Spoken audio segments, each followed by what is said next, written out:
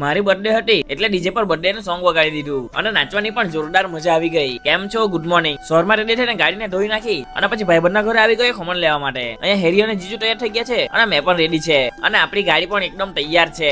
અહીંયા ટેમ્પામાં પણ બધા બેસી ગયા છે. ફૂલ ફેમિલી અમે નીકળી ગયા ફૂઈના ઘરે જવા માટે, કારણ કે આજે છે ફૂઈના છોકરાની એટલે કે ભાઈની હલ્દી અને મંડપ બંને એક જ સાથે છે. અહીંયા થાય છે ચાંદલો અને આવી ગયું છે મોસાળું. પહેલા ખમણના ટુકડા પાડી નાખ્યા, પછી ધાણો સમારી નાખ્યો, પછી તેલ ગરમ કર્યું અને એના અંદર રાઈ નાખી દીધી અને પછી મેં ખમણને વઘારી નાખ્યું. એમ તો મારામાં થોડા ઘણા રસોઈયાના ગુણ પણ ખરા. અહીંયા હેરી અને કિશુની મસ્તી ચાલુ છે. જમવાનું ચાલુ થઈ ગયેલું હતું એટલે અમે બધાએ બેસીને જમી લીધું ને પછી ઠંડી ઠંડી છાશ પી લીધી. આ છે આપણો દુલ્હે રાજા ધ હલ્દી મેન.